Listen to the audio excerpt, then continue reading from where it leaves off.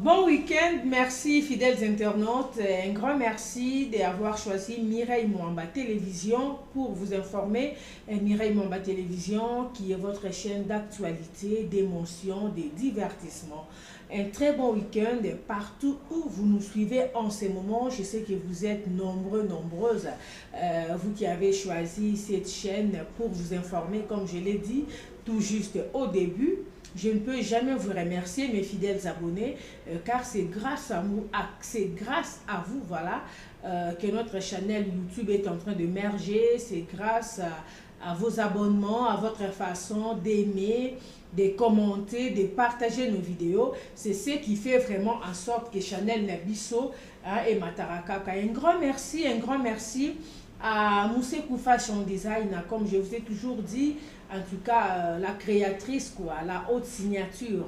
Tu veux t'habiller en grande dame, en grande monsieur, en tout cas ne va pas ailleurs. Kobeli, ça vraiment m'invité. Elle va contacter Moussekou Fashion Design. Elle n'est pas seulement dans l'habillement, mais même dans la décoration de vos bureaux, de votre maison. Tu veux rendre ta maison vivable, ok? Tu veux rendre ta maison classe. Tu veux avoir des rideaux de qualité, des draps de qualité, des thés d'oreiller, des coussins.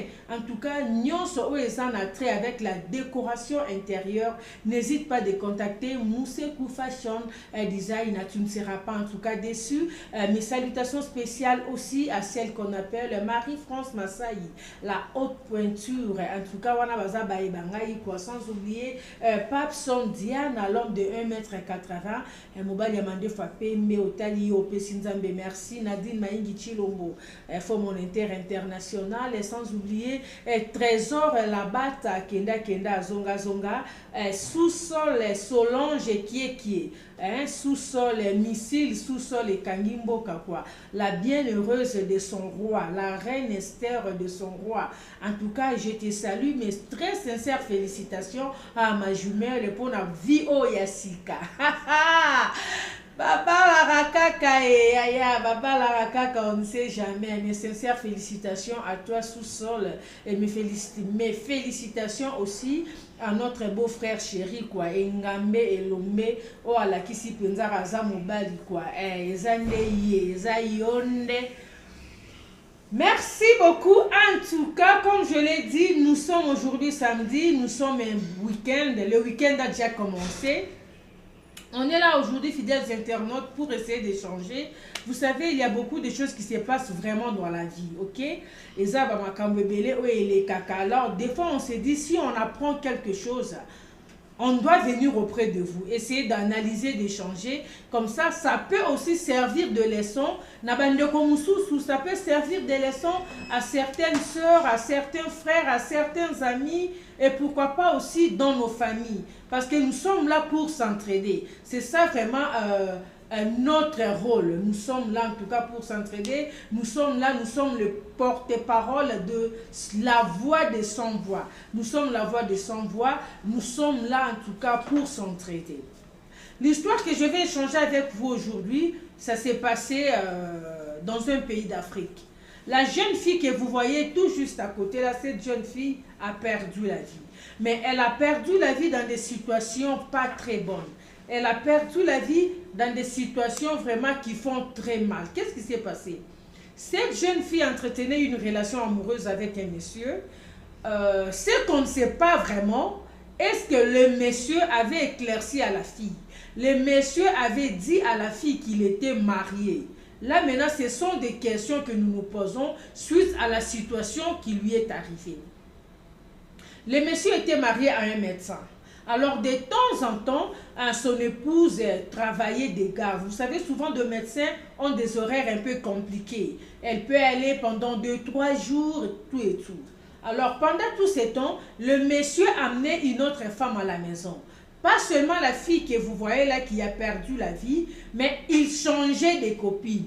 Alors, on s'est dit, il ne disait jamais à ses copines qu'il était marié, il vivait comment? Donc, les gens ne comprennent pas vraiment. Alors, il est arrivé un soir, comme d'habitude, la dame du monsieur s'est rendue à l'hôpital, elle est partie, le monsieur est resté dans les complexes où il vivait. Les voisins savaient déjà que ces messieurs, de temps en temps, amenaient d'autres copines à la maison. Lui et sa femme n'avaient pas encore eu d'enfants. Le monsieur était en train d'essuyer leur lit conjugal. Tu ne peux pas aller faire tes histoires ailleurs, tu préfères le faire chez toi à la maison. Et non seulement chez toi, non seulement que vous transformez votre maison en une chambre d'hôtel ou en guest house, mais c'est un lit conjugal, là où tu passes la nuit avec ta femme. Tu es légalement marié. Parce que le monsieur était légalement marié. La femme du monsieur s'est rendue au travail comme d'habitude et quelques temps après, la voisine d'à côté a vu une dame entrer. Le monsieur s'est rendu au portail, il a ouvert, il y a une dame qui est entrée. Le monsieur s'est dirigé avec la femme dans leur appartement, ils sont partis. Alors la voisine s'est dit, non, non, trop c'est trop, j'ai assez gardé ce genre des histoires aujourd'hui, je dois tenir ma voisine au courant. Elle a pris son téléphone, elle a jugé bon d'appeler la dame du monsieur qui était déjà partie, qui était de garde ce jour-là. Quand elle a appelé la dame du monsieur, elle a donné tous les détails.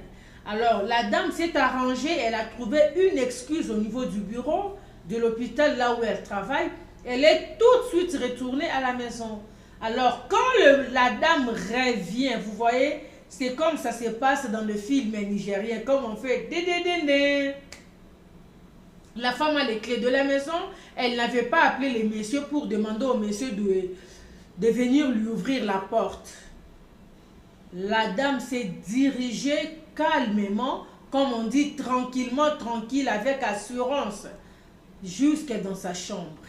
Arrivée dans sa chambre, ce qui a été pour elle une très grande surprise, elle surprend son monsieur en plein débat sexuel avec une autre femme. Dans leur lit conjugal, dans leur maison. La femme n'a pas pu supporter, elle a tout de suite sauté sur le monsieur. Alors le monsieur faisait tout pour protéger la fille. Mais le monsieur ne pouvait pas aussi continuer à trop protéger la fille parce qu'il était tacle. Vous comprenez, non? Le monsieur était nu. Alors le monsieur devrait d'abord commencer à se battre pour se rhabiller.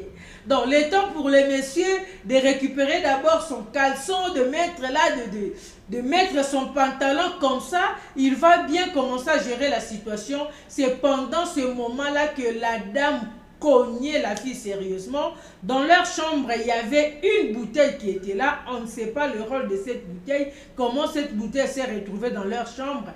La dame a pris cette bouteille, elle a cogné, elle a frappé la petite sur la tête. Donc, malgré tous ces états-là, le monsieur était là en train de vouloir sécuriser sa copine, de vouloir d'empêcher à ce que sa femme puisse battre la copine, mais la femme avait déjà tabassé la petite. Je ne sais pas si je peux dire Dieu merci ou pas. La petite a quand même réussi à s'enfuir. Elle est sortie de la maison, elle partait. Alors elle n'a pas pu tellement qu'elle saignait, la petite est tombée. Alors les voisins, les voisines ne pouvaient pas seulement laisser comme ça. Alors ils se sont dit, ils doivent quand même appeler la police. Ils ont appelé la police a appelé l'ambulance, la dame et les messieurs, ils ont été tous arrêtés. Vous savez, quand j'ai appris cette histoire, je me suis dit, il y a des choses qu'il ne faut pas, il y a des risques qu'il ne faut jamais vouloir prendre dans la vie. Le monsieur ici, sachant qu'il est marié, pourquoi inviter une copine chez lui à la maison? Et toi aussi la copine, sachant que vous sortez avec un monsieur qui est marié. Parce que la dame ne veut pas quand même me dire que la fille ne va pas quand même nous dire qu'elle ne savait pas que le monsieur était marié. Parce que lorsque vous fréquentez la maison d'un homme, si la maison, si cette maison-là est habitée par une autre femme, la façon dont la maison sera entretenue, la propreté, la manière dont tu vas trouver la maison. Au rarement index que la femme est là. Mais il y a des femmes qui sont courageuses, hein? Il y a des femmes qui sont courageuses. L'homme peut l'appeler comme ça, lui dire que mon épouse n'est pas là, mon épouse va revenir demain matin. Comme ça, toi, tu viens, on passe du temps ensemble vers 3h, 4h ou 5h. Tu prends ton taxi, tu t'en vas. Et tu vois la fille qui prend ce genre de risques. Et quand vous prenez ce genre de risques, est-ce que vous savez que c'est très dangereux? Voilà maintenant comme notre soeur. Elle a pris le risque d'aller chez son copain qui est un homme marié. L'épouse du monsieur vient leur surprendre parce que je n'apprécie pas vraiment à 100% le comportement de la dame. C'est vrai, le monsieur a mal agi. Trouvez une personne déjà qui est dans un état de faiblesse. Vous battez la personne n'est même pas en mesure de se défendre. Parce que vous savez, il y a des situations où, lorsque vous êtes surpris ou surprise, vous êtes dans une position de faiblesse, tu ne sauras pas te défendre, tu ne sauras pas réagir, tu ne sauras pas te battre avec cette personne. Parce que quelque part, la situation, la position dans laquelle tu te retrouves ne te permet pas de faire quelque chose. Notre soeur est partie. Il faut éviter de prendre ce genre de risques. Vous savez, ces histoires, ça se passe beaucoup dans le pays où je vis ici en Afrique du Sud. Et souvent, la plupart des gens qui les font, ce sont nos frères congolais qui sont mariés aux femmes sud-africaines. Nos frères congolais font beaucoup de ces histoires. Nous vivons avec eux ici dans le complexe Nabiso. Nous voyons comment nos compatriotes se comportent. Il sort ensemble le matin avec son épouse. Il va déposer son épouse au bureau. Lorsqu'il revient le même matin, là, après quelques minutes ou après quelques heures, il revient avec une copine dans la voiture. Et la copine là sait que dans cette maison, il y a une femme, il y a une épouse qui vit là. Pour le moment, elle est au travail. La copine a les kilos de venir. Il y a même des copines qui préparent. Comme la plupart des femmes sud-africaines, la plupart des femmes sud-africaines, elles adorent bien manger des KFC, des McDonald's, donc elles sont comme ça. Et la plupart de nos frères qui sont mariés aux sud-africaines, la majorité, les hommes eux-mêmes font la cuisine.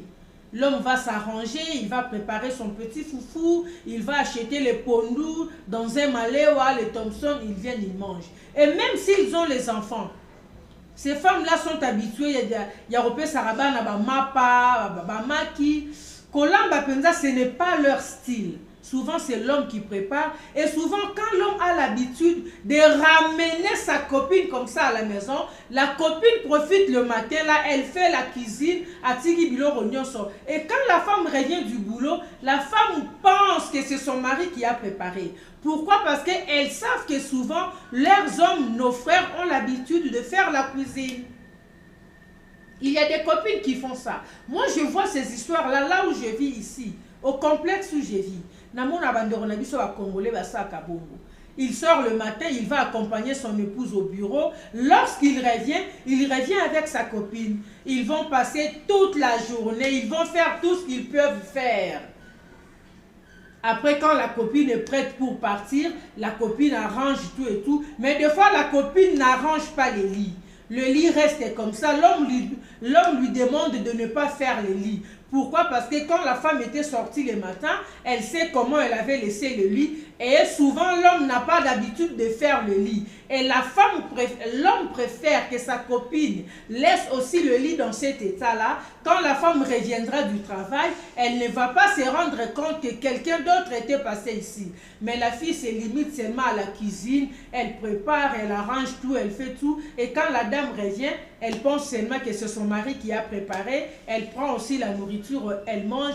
Or, c'est une maîtresse, c'est une copine que son mari avait ramenée dans la maison. Alors moi, je te pose une question. Toi qui as souvent l'habitude d'aller dans les maisons de tes amants qui sont mariés, si un jour on te surprend, comme on a eu à surprendre notre sœur ici, quel sera ton sort?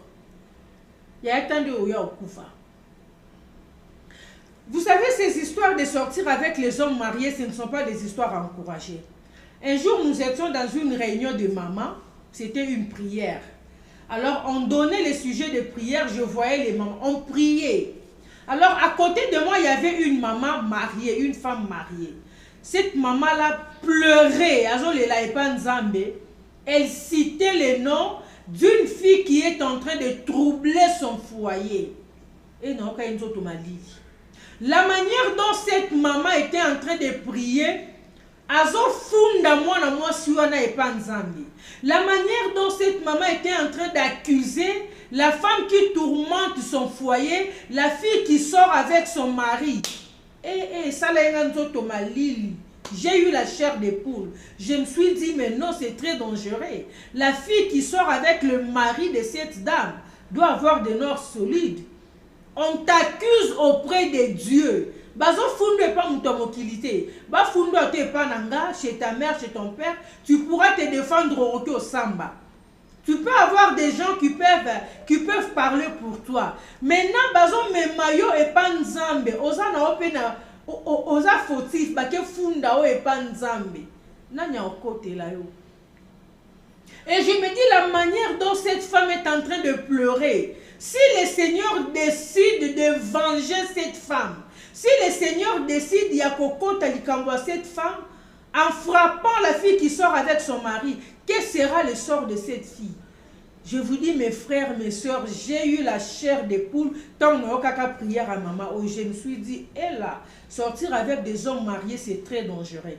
C'est un risque, surtout si la femme de ces messieurs-là, c'est une femme qui sait prier. Si la femme de ces messieurs-là, c'est une femme qui sait s'agenouiller, chercher le Seigneur et pleurer pour son mari, pleurer pour sa maison, elle n'a que Dieu comme avocat. C'est très dangereux. Mes chères sœurs, évitez ces histoires.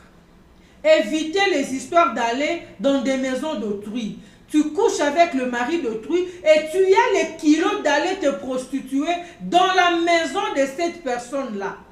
Yaya, ozo courir risque, moro mabé. Et toi qui sors avec les hommes d'autrui, au bête et la motolo. Je vois souvent beaucoup de jeunes sœurs dire, mobali ya mutoza kelengi. Ah oui, et mukwezali, ce qui est arrivé à notre sœur là, ça va t'arriver aussi. Ce ne sont pas des histoires à encourager.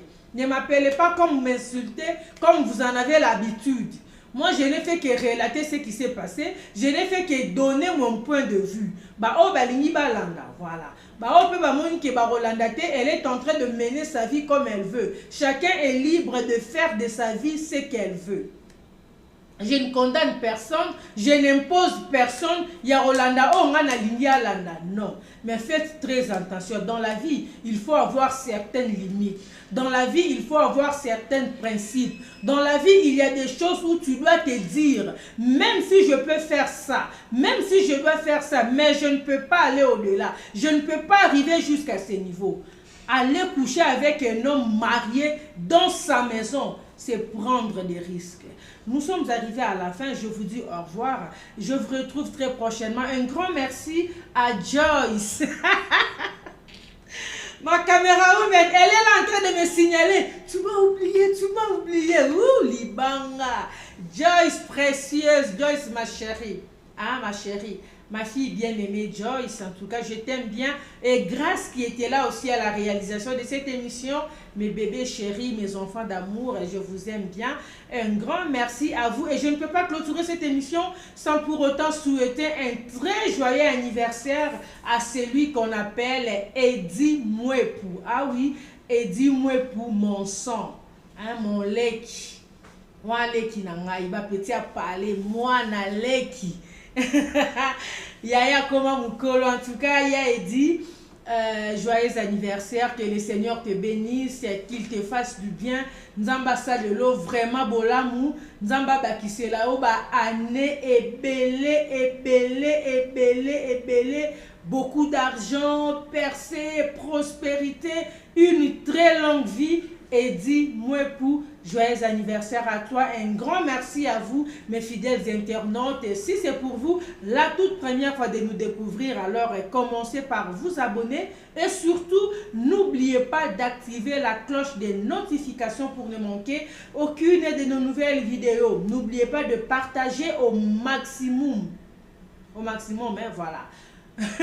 Partagez-moi cette vidéo, en tout cas, partagez-la beaucoup, beaucoup, beaucoup, que cette émission, que ce message, en tout cas, atteigne beaucoup de nos sœurs, beaucoup de nos jeunes gens qui prennent souvent ce genre de risques. Bayoka et Mekakote Abango, car c'est ça vraiment notre rôle, sans oublier 2S Production de cette Sumbu. Je te salue. Bye bye.